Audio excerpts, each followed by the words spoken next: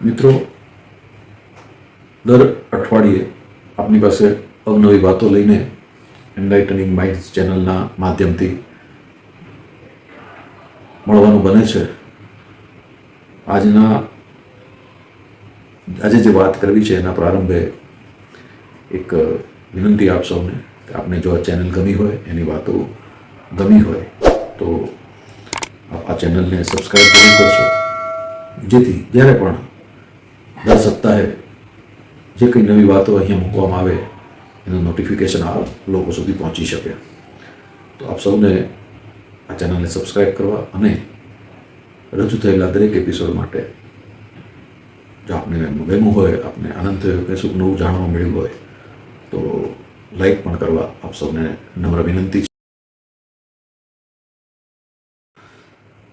નમસ્કાર મિત્રો, આજે વાત કરવી છે તમને, મને, આપણને સૌને સ્પર્શતા એવા વિષય વિશે અને એ વિષય પર લખાયેલા એક સરસ પુસ્તક વિશે. વિષય છે સુખ. સુખ એ આપણું ધ્યેય છે કે એક પ્રક્રિયા છે? આપણું ડેસ્ટિનેશન છે, આપણું મુકામ છે કે આપણી પ્રક્રિયા છે? એ બાબતે ઘણી બધી વાતો આપણી સામે આવતી હોય છે. અને ક્યારેક કોઈ કવિએ એવું પણ લખ્યું છે કે સુખ જેવું કંઈ નથી જગમાં, જે કંઈ છે તે આ જ છે. સુખ જેવું કંઈ નથી જગમાં, જે કંઈ છે તે આ જ છે. સુખ એ તો અમારા દુઃખનો બદલાયેલો મિજાજ છે. આ જ વાતને જુદી રીતે આ પુસ્તકમાં રજૂ થઈ છે અને એ પુસ્તક આજે જે હું આપની સામે મૂકવા માગું છું અને એ પુસ્તકને સમાનાંતરે વિચારો રજૂ કરતું એક બીજું નાનકડી પુસ્તિકા પણ બાબતે આપણે વાત કરી છે. એ પુસ્તક છે, પુસ્તકનું નામ છે, કારણ કે આપણે ત્યાં પુરાણો, વેદો, ઉપનિષદોનો મહિમા બહુ ગવાયો છે. આજે હું જે વાત કરવાનો છે એ ઉપનિષદ છે, પણ એ ઉપનિષદ આપણા ઋષિઓએ લખેલું નથી. એ ઉપનિષદ વર્તમાનમાં આપણી વચ્ચે ઋષિ તરીકે રહેતા એક તબીબે લખેલું છે અને આ પુસ્તકનું નામ છે સુખોપનિષદ. આ સુખોપનિષદ પુસ્તક ગુજરાતના બહુ નામાંકિત પ્રખ્યાત ન્યુરોફિઝિશિયન ડૉક્ટર સુધીરભાઈ શાહનું લખેલું છે. એ માત્ર ન્યુરોફિઝિશિયન નથી, એ સારા ચિંતક છે, એ સારા વિચારક છે, એ સારા વક્તા પણ છે અને એ સારા લેખક પણ છે. એમનું જે વ્યવસાયનું ક્ષેત્ર છે એમાં તો નામના મેળવી જ છે, પણ આ પુસ્તક થકી અને આ પહેલાં એમણે મગજના રોગો વિશે લોકોમાં જાગૃતિ ફેલાય એ માટે લખેલા મગજના રોગો અને જ્ઞાનતંતુઓ વિશે લખેલા પુસ્તકની પણ 60,000 નકલો લોકો સુધી પહોંચી હતી. અને આ જે સુખોપનિષદ પુસ્તક છે એ પણ 2023માં પહેલી આવૃત્તિ પ્રસિદ્ધ થયા પછી 23 પૂરું થતાં સુધીમાં તો એનું 2 થી 3 વખત પુનઃમુદ્રણ થઈ ચૂક્યું છે. હું મારી જાતને સદભાગી એટલા માટે સમજું છું કે શ્રી ડૉક્ટર સુધીરભાઈ શાહના સ્વહસ્તે મને આ પુસ્તક મળ્યું અને સુખ માટેની ઘણી બધી જે અસમંજસ હતી, જે વૈચારિક પ્રક્રિયામાં આવતી ગૂંચવણો હતી, એના ઘણા બધા સમાધાનો મને આ પુસ્તકમાંથી મળ્યા છે. સામાન્ય રીતે નામ ઉપરથી કે એવું લાગે કે આ પુસ્તકમાં શું હશે, કારણ કે આપણી સૌની સુખની વ્યાખ્યા જુદી જુદી છે. સાવ સામાન્ય રીતે સુખની વ્યાખ્યા કરવી હોય તો સુખ એટલે જે જમીએ છીએ પચી જાય અને પથારીમાં પડતા ઊંઘ આવી જાય એટલે સુખ. પણ સુખને માટેના પરિબળો, સુખનો વિશેનો વૈજ્ઞાનિક વિચાર, સુખ વિશેનો જીવ વિજ્ઞાનની દ્રષ્ટિએ સુખ શું છે, મનોવિજ્ઞાનની દ્રષ્ટિએ સુખ શું છે, ફિલોસોફીની દ્રષ્ટિએ સુખ શું છે, દર્શનશાસ્ત્રની દ્રષ્ટિએ સુખ શું છે, ન્યુરોલોજીની દ્રષ્ટિએ સુખ શું છે, નીતિ માતાની દ્રષ્ટિએ સુખ શું છે, સામાજિક દ્રષ્ટિએ સુખ શું છે, આ બધા વિશે બહુ સાદી ભાષામાં પણ બૃહદ સમજણ આપતું આ પુસ્તક છે. અને આપને એ વાત જાણીને પણ આનંદ થશે કે એમને 2016માં આપણા દેશનો સર્વોચ્ચ સન્માન ગણાતો પદ્મશ્રી પુરસ્કાર પણ એમને એનાયત થયો છે. એ ઉપરાંત તબીબી વિજ્ઞાનનું સર્વોચ્ચ સન્માન ડૉક્ટર BC રોય સન્માન પણ એમને 2018માં પ્રાપ્ત થયું છે. અને પાર્કિન્સન, એપિલેપ્સી જેવા મગજને લગતા રોગોમાં એમણે ફેલોશિપ પ્રાપ્ત કરી, એમણે સંશોધનો કર્યા અને એ સંશોધનની વૈશ્વિક સ્તરે નોંધ પણ લેવાય. તો વ્યવસાયમાં જે આટલા નિપુણ છે એમણે એમનું તમામ ચિંતન, સુખ વિશેનું તમામ ચિંતન આ પુસ્તકમાં એમણે ભરપૂર ઠાંસીને ભર્યું છે. સુખોપનિષદ, ઉપનિષદ એટલે પાસે બેસવું. સુખની પાસે બેસીએ, કોઈની પાસે બેસીએ ત્યારે સમજાય કે શું છે. સુખની પાસે બેસીને સમજવાની વાત. અને મને એવું લાગે છે કે સુખ એટલે કે હેપીનેસનો આ એન્સાઇક્લોપીડિયા છે, આ સમગ્ર ગ્રંથ છે. અને એ પણ જ્યારે એક પોતાના ક્ષેત્રમાં નિપુણતા પ્રાપ્ત કરી ચૂકેલા પ્રખર ચિંતક તરફથી જ્યારે આ પુસ્તક આવે ત્યારે એ વાંચવાની મજા અને એનાથી આપણી જ્ઞાનની વિસ્તૃત ક્ષિતિજો નો જે આપણને લાભ મળે છે એ અદ્ભુત છે. આ પુસ્તક પ્રકાશિત કર્યું છે ગુર્જર પ્રકાશન અને ગુર્જર સાહિત્ય ભવનમાંથી આ સહેલાઈથી ઉપલબ્ધ પણ છે. હકીકતમાં બન્યું છે એવું કે સુખ વિશેના એમના કેટલાક વ્યાખ્યાનો થયા અને અમદાવાદના જ બીજા પદ્મશ્રી ડૉક્ટર કુમારપાળ દેસાઈના આગ્રહથી એમણે આ પ્રવચનોમાં કહેલી વાતોને આ પુસ્તક સ્વરૂપે આપણી સુધી પહોંચાડી છે. ઘણી વખત એવું બને કે આવા પુસ્તકોમાં લેખક પોતે પોતાની વાતો કહેવામાં જ એટલા બધા એક ધ્યાન થયા હોય છે કે આ વિષય પર બીજા લોકોએ કહેલી વાતો પ્રત્યે બે ધ્યાન થઈ જાય છે. પણ અહીંયા પુસ્તક વાંચતા ઘણી બધી જગ્યાએ જે આપણને એમણે ઉદાહરણો આપ્યા છે, બીજા મહાપુરુષોની વાત કરી છે, એનો વ્યાપ પણ કેટલો સરસ છે. આમાં રૂઝવેલ્ટ પણ છે, આમાં કબીર પણ છે, આમાં હેનરી ફોર્ડ પણ છે, બેન્જામિન ફ્રેન્કલિન પણ છે, ભગવદ્ ગીતા પણ આવે છે, શ્રીમદ રાજચંદ્રના વિચારો પણ આવે છે, ગુરુદયાલ મલિકની વાત પણ આવે છે, લિવિંગસ્ટનની પણ વાત આવે છે, દલાઈ લામાની પણ વાત આવે છે, રમણ મહર્ષિએ આ દિશામાં શું કહ્યું છે એની પણ વાત આવે છે, અબ્રાહમ લિંકનની પણ વાત આવે છે, બર્નાર્ડ શો પણ 2-3 જગ્યાએ પ્રગટ થાય છે, ભગવાન મહાવીરના વિચારો એક જૈન સાધક તરીકે એમણે જે પ્રાપ્ત કર્યા છે એની પણ વાત અનેક જગ્યાએ પુસ્તકમાં આવે છે. અને મનોવિજ્ઞાનનો પિતા ગણાતો સેગમન્ટ ફ્રોઈડ ની વાતોને, એમના અભ્યાસોને નોંધીને પણ આમાં ઘણી બધી વાતો કરવામાં આવી છે. અને સુખ પ્રાપ્તિના માર્ગો વિશે જે એમણે ટાઇટલમાં જ લખ્યું છે એમ કે વિજ્ઞાન, વ્યવહાર, નીતિ, સમાજ, ધર્મ અને આધ્યાત્મ આ તમામ દ્રષ્ટિએ સુખ શું હોઈ શકે એની એ વાત કરવા માગે છે. અહીં એમણે MRI ના ફોટોગ્રાફ સાથે તબીબી વિજ્ઞાન સુખ વિશે, સુખ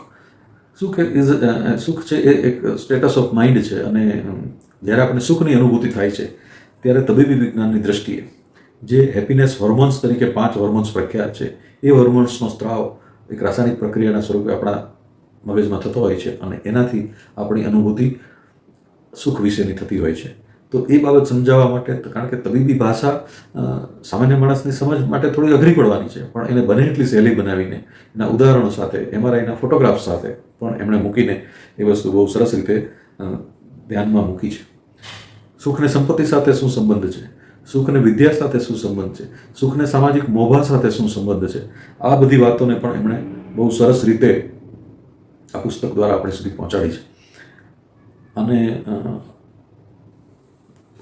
મને એ જાણીને બહુ આનંદ થયો હતો કે પોતાના વ્યવસાયમાં આટલા પ્રવૃત્ત રહેનાર માણસ પાસે 6000થી વધુ પુસ્તકોનું પુસ્તકાલય હોય પોતાનું, પોતે એક સારા વાચક પણ હોય, સારા વિજ્ઞાની પણ હોય, ફિલાન્થ્રોપિસ્ટ પણ હોય અને વિદ્યાના વિવિધ ક્ષેત્રોમાં ગતિ કરનાર હોય અને આ બધા વચ્ચે ધર્મ, ફિલોસોફી, અધ્યાત્મ એ બધા વિશે પાછા પોતે અધ્યાપક પણ રહી ચૂક્યા છે તબીબી જગતમાં, એ સંગીતમાં પણ એટલા જ ઓતપ્રોત થયા છે.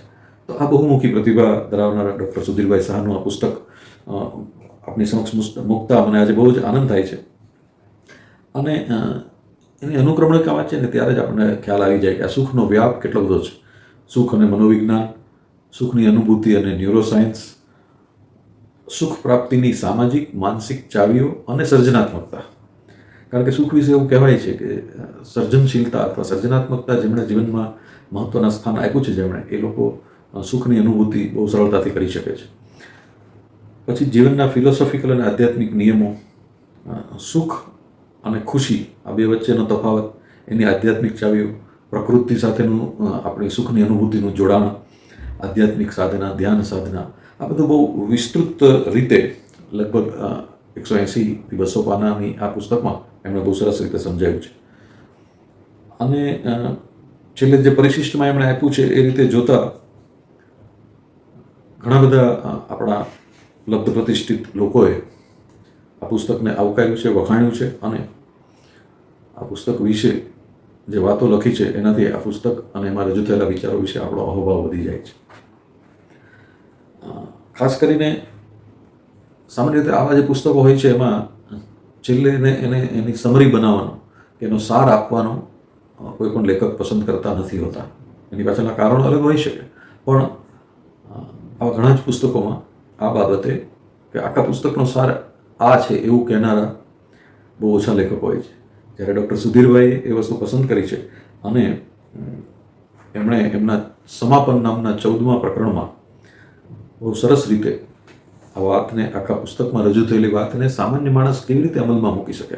આપણે બહુ ઊંડી ધ્યાનની, ઉપાસનાની કે આધ્યાત્મની વાતો ન કરીએ, પણ આપણા રોજબરોજના જીવનમાં કઈ વસ્તુને ધ્યાનમાં રાખવાથી, કઈ વસ્તુને પ્રાધાન્ય આપવાથી, કઈ વસ્તુની ચીવટ રાખવાથી સુખની અનુભૂતિ આપણા માટે સરળ છે એ વસ્તુ મૂકી છે. તો એ પણ આ પુસ્તકનું એક ખાસ પ્રકરણ છે જે સમાપન સ્વરૂપે એમણે આપ્યું છે. એમાં જે મુદ્દા આપ્યા છે એ બહુ સરળ રીતે સમજી શકાય એવા છે. એ સિવાય એમણે કેટલાક સિદ્ધાંતોની વાત કરી છે. એ સિદ્ધાંતો વિશે પણ કહું, અને એ સાથે સાથે એમણે જે સરળ ભાષાના, હળવી શૈલીના કેટલાક ઉદાહરણો, કેટલાક સંવાદો, હમણાં જ મેં જે યાદી આપને આપી એ મહાપુરુષોના જીવનના પ્રસંગો, એ બધું જે યોગ્ય જગ્યાએ મૂક્યા છે એનેથી પણ આ પુસ્તક વાંચવાની ઈચ્છા જાગે, અને એ બધું રસપ્રદ પણ આ પુસ્તકને આ બધા ઉદાહરણોથી બનાવી શક્યા છે. 7મા પ્રકરણમાં સુખ પ્રાપ્તિ માટે જીવનના ફિલોસોફિકલ અને આધ્યાત્મિક નિયમો, એમાં એમણે 5 નિયમો જે પ્રકૃતિમાં અત્યારે વ્યાપ્ત છે એ 5 નિયમો વિશે એમણે વાત કરી છે. એ 5 નિયમોનું માત્ર યાદી આપને આપું. પહેલો નિયમ છે લો ઓફ એટ્રેક્શન, આકર્ષણનો નિયમ. એમાં જાગ્રત મન, અજાગ્રત મન, અર્ધજાગ્રત મન, પરાજાગ્રત મન, એ જે જુદા જુદા કોન્શિયસ માઇન્ડના સ્ટેજીસ છે, તબક્કાઓ છે, એના વિશે એમણે વાત કરી છે. આકર્ષણનો નિયમ એવો છે કે શ્રેષ્ઠ વસ્તુઓ પ્રત્યે મન આકર્ષાય છે, તો એને ધ્યાનમાં રાખીને પણ સુખ બાબતે એમણે સરસ મીમાંસા કરી. બીજો એમણે ક્ષણિકતાનો સિદ્ધાંત એટલે લો ઓફ ઇમ્પર્મનન્સ, એના વિશે પણ અશાશ્વતતાનો સિદ્ધાંત, જે ક્ષણભંગુરતા છે એનો સિદ્ધાંત, એના વિશે પણ કઈ વસ્તુ ક્ષણિક છે અને કઈ વસ્તુ શાશ્વત છે, ચિરંતન છે, એનો ભેદ સમજાવીને અને એમાંથી નિબદ્ધતા સુખ વિશે પણ બહુ સરસ ચર્ચા કરી છે. ત્રીજો સિદ્ધાંત એમણે આપ્યો નિયતિનો સિદ્ધાંત, એટલે કે લો ઓફ ડેસ્ટિની. આપણે જાણીએ છીએ કે આપણી રોજબરોજની ઘણી બધી ઘટનાઓને આપણે નિયતિના નિર્ણય તરીકે સ્વીકારીને ચાલ્યા વગર આપણી પાસે કોઈ વિકલ્પ નથી હોતો. તો એવા નિયમની સાથે પણ, નિયતિના સિદ્ધાંતને અનુલક્ષીને પણ એકાદી વાર્તા ટાંકીને એમણે બહુ સરસ રીતે આ વસ્તુ સમજાવી છે. ચોથો સિદ્ધાંત એમણે બહુ આપણો પ્રખ્યાત સિદ્ધાંત છે કર્મનો સિદ્ધાંત. એ પણ એમણે લો ઓફ કર્મા તરીકે એમણે એ પણ સમજાવ્યો છે. અને એમાં એમણે ભગવદ્ ગીતા અને જૈન ધર્મના સિદ્ધાંતો બંનેને બહુ સરસ રીતે સમન્વિત કરીને પ્રતિપાદિત કર્યું છે કે કર્મનો સિદ્ધાંત પણ સુખ પ્રાપ્તિ અને સુખના ભોગવટામાં કઈ રીતે ઉપયોગી બને છે. 5મો સિદ્ધાંત એમણે આપ્યો છે સંલગ્નતાનો, એટલે કે સંયોજનનો નિયમ, એટલે કે લો ઓફ ઇન્ટરકનેક્ટેડનેસ. દરેક વસ્તુ, એવું કહેવાય છે કે પ્રકૃતિમાં પ્રાપ્ત, પ્રકૃતિમાં જે અસ્તિત્વ ધરાવે છે એવી દરેક વસ્તુ એકબીજા સાથે કનેક્ટેડ છે, એકબીજા સાથે એ સંકળાયેલી છે, એકબીજા સાથે સંલગ્ન છે. અને આ જે સંલગ્ન રાખતી કડી છે એ ચેતના છે. આપણે સૌ એક મહાચેતનાનો અંશ છીએ અને આ અંશો એકબીજા સાથે જોડાયેલા છે. તો એ નિયમને, એ સિદ્ધાંતને પણ ધ્યાનમાં રાખીને એક માણસ બીજાના જીવનમાં સુખ પ્રગટાવવા માટે કેટલું યોગદાન આપી શકે એની પણ એમણે ચર્ચા કરી છે. બહિર્મુખી વ્યક્તિત્વ, અંતર્મુખી વ્યક્તિત્વ, આવા મનોવિજ્ઞાનના પ્રશ્નોને પણ એમણે અહીંયા મૂકીને બહુ સરસ રીતે આ પુસ્તકમાં સુખ વિશે મીમાંસા કરી છે. અને આ પુસ્તક મેં વાંચ્યું એની સાથે સાથે એક આપણા સન્માનનીય વડીલ શ્રી પ્રવીણચંદ્ર ઠક્કર, એમણે એક નાનકડી પુસ્તિકા, લગભગ 25 થી 30 પાનાની પુસ્તિકા બનાવી છે, જે હું ઘણા મિત્રોને ભેટ આપતો હોઉં છું. આ પુસ્તિકા આનંદનું સરનામું, એટલે અંતઃકરણ.